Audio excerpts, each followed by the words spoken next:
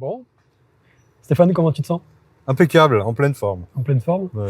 Qu'est-ce qui te rend heureux dans la vie, Stéphane? Les gens, Les gens? ouais, les gens. Quand je vois les gens heureux, eh ben, ça me rend heureux. Même si moi je passe après, eh ben, de voir les gens heureux, de voir leur sourire, ça me met la joie. Ouais. C'est dommage de dire, enfin peut-être pas, mais voir le sourire des gens. Ouais. Ça te vient d'où, ça, tu penses? De beaucoup de choses. Je pense que j'ai vécu pas mal d'années à galérer. Je suis tombé assez bas aussi dans une période de ma vie. Je suis tombé au fond du trou. Et puis un jour, j'ai donné le coup de pied, comme on dit, au fond du trou pour remonter. J'ai remonté la pente et depuis, j'ai décidé de rester dans le positif, en fait, de passer le négatif en positif et de me dire, comme beaucoup de gens aussi le font, de me dire qu'il y a pire que moi dans la vie. Il y a des gens qui vivent des moments très durs dans leur vie et il n'y a pas de raison de moi me plaindre, sachant qu'il y a beaucoup plus malheureux dans la vie. Donc j'ai décidé d'être heureux, en fait, et de prendre cette chose positivement. Qu'est-ce que tu ressens quand tu repenses à ce moment? Allez, au moment que j'ai vécu, j'ai de la peine. Ça me fait, j'ai des moments de peine, mais voilà, je me dis, ben, c'était peut-être un moment à vivre dans ma vie, justement, pour réaliser qu'il y a beaucoup plus de choses graves et que moi, à côté, c'est rien, quoi. Et sans nous décrire ce qui s'est passé, quand tu repenses à ce moment-là, qu'est-ce que tu vois? Qu'est-ce que je vois Qu'est-ce que tu vois? dans ce que j'ai vécu? Dans ce moment où tu étais au fond du trou, où ça t'a fait de la peine, Ben, comme tu dis. je vois des moments très durs. J'ai failli, j'ai failli tout perdre. Enfin, j'ai tout perdu. Enfin, je sais pas si je trouve les bonnes choses à dire, mais je vois des choses que, pour moi, intérieurement, j'aurais peut-être pas dû vivre parce que j'ai vécu déjà une période difficile dans mon enfance. Avec, comme beaucoup aussi, avec des parents qui se sont séparés. Hein. Mais moi, j'étais très jeune et j'ai vécu une enfance difficile par rapport à ma maman, à ma sœur. Ma maman s'est battue en fait pour moi et ma sœur, enfin pour ma sœur et moi-même, pour qu'on puisse avoir de quoi manger, de quoi vivre, de quoi être, comment dire, bien nous-mêmes. Et je pense que tout ça, comment dire, c'est difficile à oublier. Hein. Je remercie ma maman de tout cœur d'ailleurs, qui est toujours là d'ailleurs. Mais j'ai dû prendre un moment dans ma vie où il a fallu que je réagisse aussi à cette période.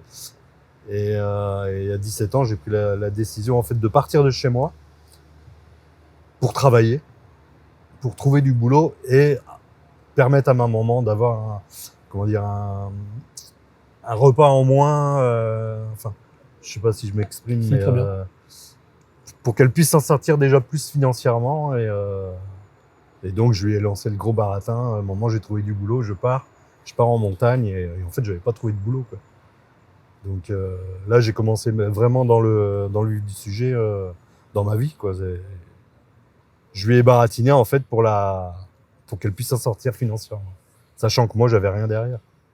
T'as fait appel à ce moment-là, t'as fait appel à quelles ressources, à quelle valeur pour oser faire ça?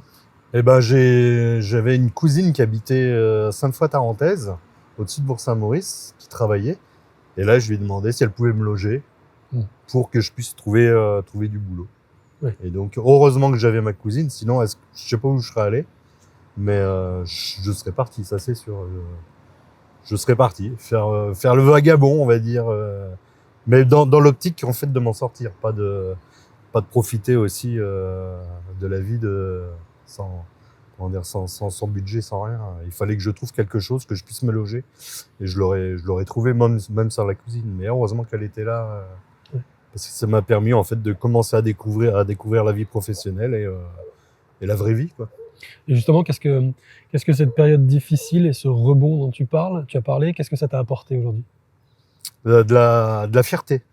Ok, la fierté. Ouais, fierté, déjà, parce que, on dit toujours que parfois, il faut mettre sa fierté de côté. Mais là, je la mets en avant et je suis fier d'avoir fait ce que j'ai fait. D'être parti comme ça à l'aventure et maintenant, aujourd'hui, je me retrouve autour d'Annecy avec un panorama magnifique, avec un boulot, avec des amis, avec une famille, 2 enfants, parce que j'ai quand même aussi 2 enfants. Et, euh, et voilà, je suis fier de tout ça. Je me suis construit, j'ai vécu des galères comme je l'ai dit, j'ai remonté la pente. Et ouais, franchement, je suis fier de moi en fait maintenant. Tu es devenu quelle personne aujourd'hui? Une bonne personne. Ouais. Ouais. Enfin, pour moi, je pense que je suis devenu une bonne personne. Quand je peux aider, j'aide les gens financièrement. Quand je peux donner la petite pièce à des gens qui, malheureusement, ont tout perdu et n'ont jamais pu remonter la pente. Quand je peux leur donner quelque chose, je le donne. Quand je peux faire des courses pour quelqu'un, je le fais. En fait, je suis un bisounours, on va dire. J'aime donner, même si j'ai pas beaucoup. C'est qu'on va dire, on dit souvent, c'est celui qui a le moins qui donne le plus. C'est vrai. Et moi, quand je me suis retrouvé dans la galère, je donnais encore aux gens 1 euro, 2 euros. C'est pas énorme, hein, mais c'est toujours un petit truc. Et voilà, c'est ça qui me permet d'avancer maintenant dans la vie, quoi. Comment s'appellent tes 2 enfants? Alors j'ai le grand qui s'appelle Elliot, qui a 21 ans, et Tom qui va sur ses 18 ans au mois de novembre. Est-ce qu'ils sont fiers de leur papa? Je pense, ouais. Ouais. Ouais. Bon, je leur ai pas raconté non plus tout ce que j'ai vécu dans la vie, parce que des conneries j'en ai fait aussi. Hein. Je vais pas les raconter, mais bon. Mais je pense qu'ils sont fiers de moi, et moi je suis fier d'eux parce que pour ce qu'ils deviennent aussi, et ce que je leur ai appris. Je leur ai appris quand même dans la vie qu'il fallait travailler, qu'il fallait pas se laisser aller, pour réussir dans la vie, on n'avait pas tout qui arrivait à nos pieds, qu'il fallait aller les chercher ce qu'on voulait, quoi. Je sens que le bonheur des autres pour toi est hyper important.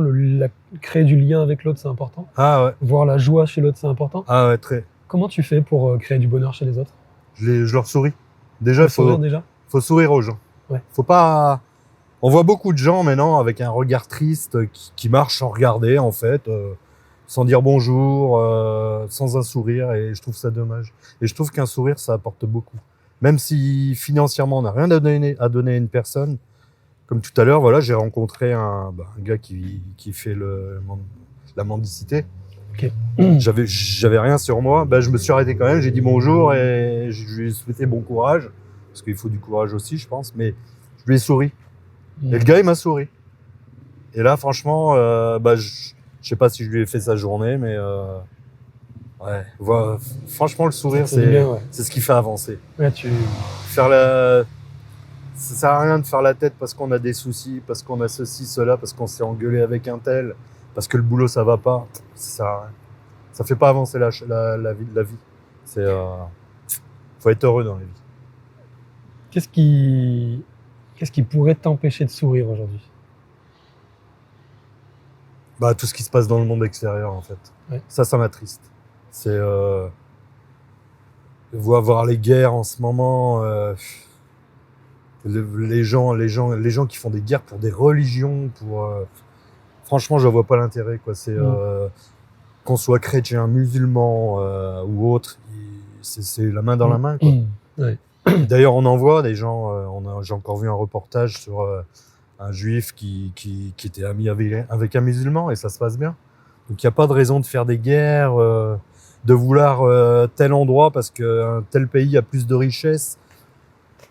Franchement, on vit plus. Il faut plus vivre dans tout ça. Comme il y en a un qui a dit que je vais pas nommer, il faut s'aimer les uns les autres. Et il a raison. Il faut s'aimer les uns les autres. On peut avoir des différences. Il n'y a pas de souci. Je peux te faire la tête un jour. Je peux m'engueuler avec toi un jour. Mais voilà, ça reste comme ça. On a la main dans la main. Il faut s'entraider, quoi. On vit dans un monde maintenant, sur une planète. On a tout pour être heureux.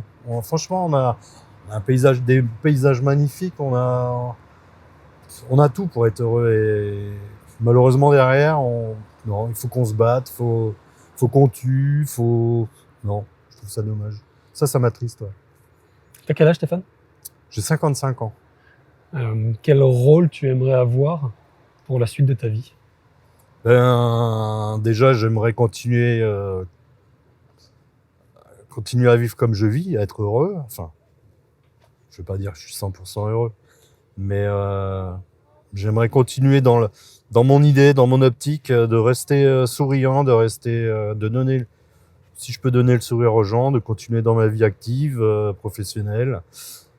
Après, mon ambition, parce que il faut toujours en avoir des ambitions, c'est de quitter cette belle région pour partir, comme je te disais tout à l'heure, en Camargue. Ça, c'est mon but, parce que les gamins, mon grand, là, il va partir à l'armée, parce qu'il veut s'engager à l'armée. Le petit, qui va avoir 18 ans, c'est pareil, il va rentrer dans la vie active après son apprentissage. Donc, après, moi, je serai à côté, quoi. Je serai plus. Donc, Aller en Camargue te donnerait plus le sourire encore? Ah ouais, largement, ouais. Qu'est-ce qui t'en empêche du coup? Bah, il faut que je trouve du travail là-bas. Ok. Et comment tu peux faire pour trouver du travail là-bas? Ah bah, il faut postuler, il faut écrire, faut se rendre dans les lieux, comment dire, plus souvent. Après, moi, comme je te disais, j'ai la chance de travailler dans le département. Donc, j'ai un peu plus de chance de rentrer, de postuler sur d'autres endroits comme en mairie, au département de la Camargue, tout ça. Donc, mais là, j'attends encore un petit peu que mon petit finisse son apprentissage. Et pour être sûr de la suite, qu'il se retrouve pas non plus sans son papa, parce qu'ils ont déjà vécu, il y a plusieurs années, une séparation avec leur maman. Je me suis séparé donc avec leur maman, donc ils ont vécu une première séparation. Je veux pas qu'ils vivent une deuxième séparation trop directement. Je veux vraiment attendre maintenant que mes deux petits gars soient posés, ils aient leur vie professionnelle active qui commence, et après je prendrai les devants. Ouais. Donc continue à avoir ce sourire en donner aux autres. Je te pose une dernière question, Stéphane. Qu'est-ce que tu as envie de dire au petit garçon de 17 ans que tu étais, qui était au fond du trou? À mon petit gars? Au petit garçon que tu étais toi, à l'époque. Quand j'avais 17 ans? Ouais. Que j'ai bien fait de faire ce que j'ai fait. De partir. Voilà. Très bien. Et parce que je me suis construit moi-même. Après, l'armée m'a construit aussi. J'ai fait 18 mois dans les parachutistes. Et c'était pas rien. Et ça m'a construit, ça m'a consolidé. Et je pense que ça aussi, ça fait partie de ce qui s'est construit en moi, dans ma tête. Super. Merci Stéphane. Ça m'a donné de la force. La force, ouais. Comment tu as vécu ce moment? Impeccable, ça m'a permis aussi de parler. Ouais. Parce que souvent, on garde tout ça en soi. Parce qu'il n'y a personne autour de nous pour exprimer ce qu'on a en soi. Et ce petit moment-là, franchement, ça m'a fait du bien. Merci beaucoup Stéphane. Et puis je te souhaite d'aller vivre en Camargue parce que je sens que tu as c'est gentil, c'est gentil. Et puis moi, je vous souhaite une bonne continuation à tous les deux.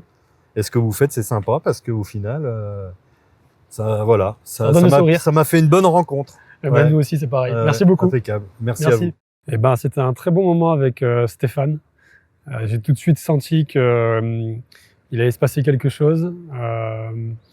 J'ai senti beaucoup d'émotions aussi. Et là encore, en tant que coach, c'est toujours cette fameuse ligne de crête. Est-ce que je vais dans l'émotion ou est-ce que je reste en surface? L'idée n'étant pas d'aller faire ressortir l'émotion pour ce qu'elle est, mais plutôt ce que lui pense de cette émotion et qu'est-ce qu'il en a tiré dans sa vie d'aujourd'hui pour l'amener sur de nouveaux objectifs, de nouveaux horizons. En l'occurrence, pourquoi pas aller vivre son rêve d'aller vivre en Camargue. Donc super moment. Merci Stéphane, si tu vois ce résumé. Une rencontre simple avec du sourire et de la joie. Et puis de belles choses dans ces 10-15 minutes.